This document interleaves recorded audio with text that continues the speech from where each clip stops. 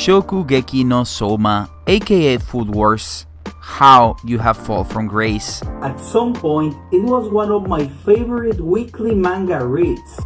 I'm not even kidding, sometimes I was more excited for the new chapter of Shokugeki no Soma than even for One Piece or Hunter x Hunter. But I think we can all agree that the series has had better times. And that's pretty much the consensus with the fanbase, at least from what I have read online in message boards as well as the Shokugeki no Soma subreddit community. And Jump readers have the same thoughts, and it shows on both the sales of the manga and the rankings the series gets in Jump. If you don't know what that is, basically every series that runs in Weekly Shonen Jump is ranked according to the number of votes it receives every week by its fans. So if fans like the development of the series, they give their votes to the series. Shokugeki no Soma has been consistently getting worse and worse ranks. In fact, ever since the start of the Blue Arc, its average rank has been 15th out of 18 series in Jump. And while its sales are probably what has kept it alive, since they are better than most of the titles in Jump, they have also been steadily in decline. As you can see in this chart, the best-selling volume of Shokugeki no Soma was volume 14, which is the Stagiair arc, the part of the manga where Soma studies under the wing of fan-favorite Shinomiya. It's pretty clear that the boost in sales from volume 12 to volume 13 was due to Shokugeki no Soma's anime starting. This also explains volume 14 sales, reaching almost 500,000 volumes. At this point in time, its first anime adaptation had just finished, 1 week prior to the release of volume 14. So it's not a big surprise that the anime got plenty of new readers for the manga, myself included, as I started reading Shokugeki no Soma in a constant basis after watching its anime, because I needed to know who will win the Totsuki Autumn election arc. That was such a cliffhanger. We know the reason why Shokugeki no Soma got that huge boost in sales. That's no secret. An anime adaptation will most likely improve the sales of any manga. But then, why did Shokugeki no Soma's sales started to decline volume after volume? Was it something that was bound to happen that couldn't have been prevented?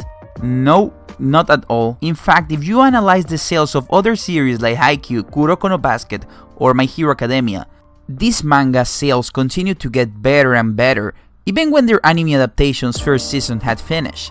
So why exactly was it then that Shokugeki no Soma lost and still to this day has been losing a lot of its fanbase? And why ultimately did it fall into what I call the Bleach effect?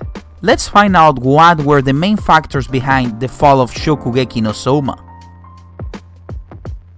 If I were to summarize the complaints of Shokugeki no Soma's fanbase in a single sentence, it will probably be something along the lines of "The Yukihira genius never loses." It's been a meme in the community ever since I can remember that the Yukihira genius, aka Soma, will beat his opponents somehow, because he is the Yukihira genius. Seriously, he beat Aizen even when he had bribed the judges of their Shokugeki. So while the fanbase loves to complain about Soma's Aspul victories, myself included, I do not think that's the main reason for a lot of readers or watchers quitting the series. After all, there are several other beloved Jump series where the main character was nigh invincible and also occupied the spotlight at most of the times. Series like Prince of Tennis, Dragon Ball, and Yu-Gi-Oh!, just to name a few, have main characters that almost never lose and yet they strive in Weekly Shonen Jump. So what did this series do differently from Shokugeki no Soma? Well, all of them allow their secondary characters to have the spotlight at some point. That's something Shokugeki no Soma kinda doesn't really do at all. The way Prince of Tennis is structured, it pretty much allows other characters to have a battle, a tennis match in pretty much every arc. In Dragon Ball, while Goku did most of the ass kicking, a lot of the secondary characters did most of the exploring, especially in the latter part of the manga. In fact, the Namek arc, which I consider to be one of the best in Dragon Ball, pretty much has Goku appearing at the last third of the arc, leaving the exploration part to Krillin, Bulma, Gohan, and to some extent to Vegeta too. While in Yu-Gi-Oh!, Yugi and Joy pretty much had almost the same number of duels in every arc, and also Kaiba and other characters like Bakura or Malik had duels from time to time. So as you can see, all this series gave other characters other than the main protagonist some time to shine. Now, let's compare it to the post-autumn election arc in Shokugeki no Soma, the so-called central arc, the part of the series where both volume sales and rankings started to decline. So in this arc we get to see Soma vs Koga, sort of, then Soma vs Aizen, followed by Kurokiba's Shokugeki against a random character literally no one cared about, and then there is a duel between Soma and Tsukasa. I won't even talk about how predictable the outcome of all these matches was, but putting that aside, 3 out of 4 battles were Soma's battles, and a dumb Shokugeki between Kurokiba and that weirdo no one cares about. Yeah, seriously, does anyone still remember the name of this guy? Because I don't. Then the next arc, the training train arc or promotions exam arc, pretty much is a training arc followed by the Soma vs Hayama battle. This leads to a flashback arc and then to the Regiment Dukosin arc, which you could say had a lot of different characters battling each other. Yeah, no, because let's be honest, although the battles in the Regiment Dukosin were 3 against 3, these battles mostly focused in the battle between 2 characters. And most of these battles' main focus was, well, yeah, you guessed it, Soma's battles. The first bout's battle between Soma and Nene should have been Ishiki vs Nene. It made way more sense plot-wise. Instead of that, both Megashima and Ishiki got paired against the new Elite 10 members no one cared about, and who were obviously going to lose. Their battles, simply put, didn't matter. Then we had the losers team versus the most powerful member of the Elite 10. It was painfully obvious all of these rebels were going to lose. It wasn't even funny. Yeah, these battles didn't matter either, like, we all knew they were going to lose, and they were just used as cannon fodder to show how powerful Eiichi, Rindo, and that other guy were. This was followed by the third bout, which consisted of Soma vs Saito, Takumi vs Aizen, and Megumi vs Momo. Now, let me tell you something interesting you may have not noticed. Both Takumi and Megumi are beloved characters that rank in the top 10 most voted characters in the Shokugeki no Soma popularity polls, so it would only be natural for them to get a lot of the spotlight, correct? Well, not really. Takumi's last battle was against Subaru back in chapter 76, while Megumi's previous battle was against Kurokiba, which started in chapter 67, and her match against Momo starts in chapter 231.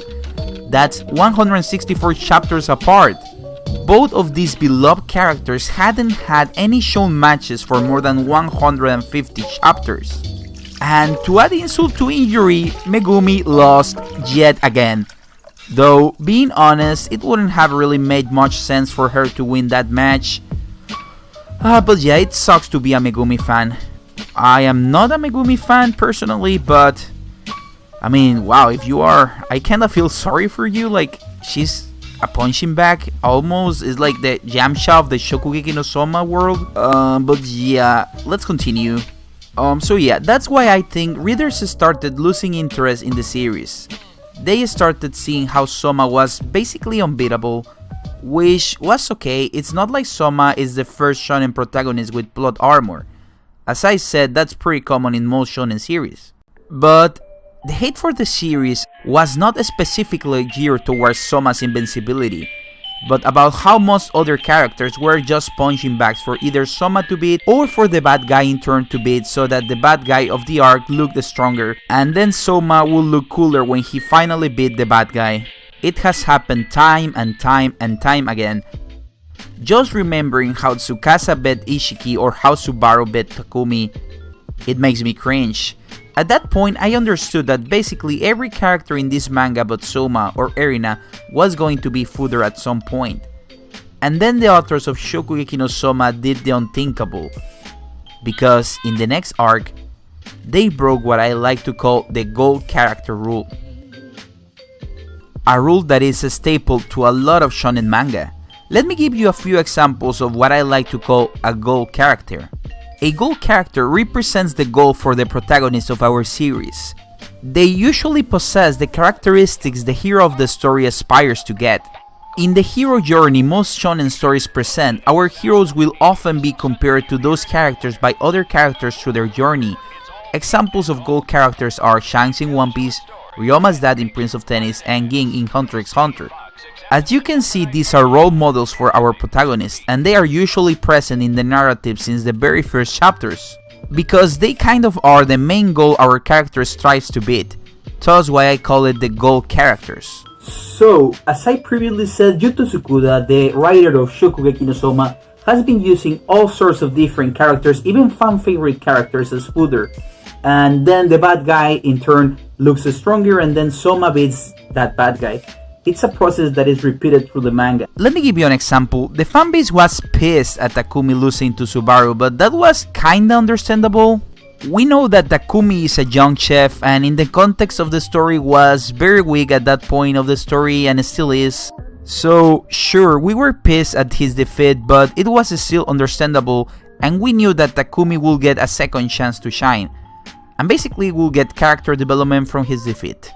But seriously, what did Tsukuda thought was going to happen when he made Yoichiro, supposedly one of the strongest chefs in the world, lose to a previously unknown character?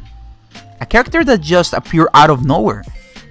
As I previously mentioned, the Blue Arc has been getting the lowest ranks Shokugeki no Soma has ever gotten, so the fans in Japan at least don't like it, and I will say the global fanbase as a whole didn't really enjoy it at all, and it shows both in rankings and sale declines. And I think the main reason this disappointed a lot of fans is because this event, Yoichiro losing to this random chef, who then was revealed to be his quote-unquote son, basically broke every preconception we had of Shokugeki no Soma. If we were to make a Shokugeki no Soma tier list of the strongest chefs, it's very likely you will put Yoichiro at the very top of the list, right? Probably next to him on the list will be characters like Jin and Asami, you know, characters from his generation, followed by other first seeds like Shinomiya or characters from previous generations. And then a little lower down in ranks will be Erina, Tsukasa, and Rindo, which arguably were the strongest chefs in the Regimendu Cuisine arc. Then this character beats Yoichiro, the strongest chef we have seen so far in the series, and somehow Soma is gonna be the one to beat him. Even if by some chance Soma ends up losing to this guy, it still didn't make sense for Asahi to beat Yoichiro. Like, I will be surprised if Soma loses again. That would be pretty original for the finals to be Asahi versus Erina, and Erina obviously will win, but I mean, original doesn't mean it's good. Anyway, the way Asahi bet Yoichiro was one of the dumbest pull asses in anime and manga history. If you aren't caught up to the manga, go read the manga. I'm gonna spoil it to you in 3, 2, 1. Okay, so Shokugeki no Soma has always been kinda about fantastic cooking, but it was still kinda believable, right? Until for some reason they started introducing superpowers in the latest arc. Now, don't get me wrong, introducing superhuman abilities in sport manga is nothing new. Prince of Tennis did this in a playful manner, and I quite enjoy how they did it. But the way Shokugeki no Soma implemented it, it was bad implemented to say the least. Because cross knives, Asahi Saiba's superhuman ability is, well, it's better if I just explain his ability. Asahi has a superhuman ability to increase his skill by absorbing the essence contained within cooking tools used by other chefs. And he can do so if he wins the tools through competition, or if they are willingly given to him to use. So yeah, you guessed it, Asahi has Yoichiro's strength because Yoichiro gave him his knife. That's completely stupid. He probably didn't even need to train to reach Yoichiro's strength. This was just an offset to cause shock value, and contrary to what the authors expected, led to the decay of Shokugeki no Soma. And this, guys and girls, is the Bleach effect. When a series goes so long that it loses its essence, what it defined it and made it so beloved by its fanbase. And the drop in quality really shows, so much that only the most loyal of fans continue to read or watch it. But they really just do it to watch the series get to its end. A classic case of sunken cost fallacy. And I think this is what ultimately will kill Shokugeki no Soma. Its sales and ranks have plummeted too much. And we all know Jump can only take so much before it axes the series. And you know what? It saddens me because not even the worst of fanfictions would have done something this dumb. Seriously, some of the fan-made future arcs I read on message boards were way better than this thing that Tsukuda ended up writing. Heck, you didn't even need to be a great writer to make something better than this. A normal Blue Arc tournament with cooking schools participating from all over the world would have been awesome.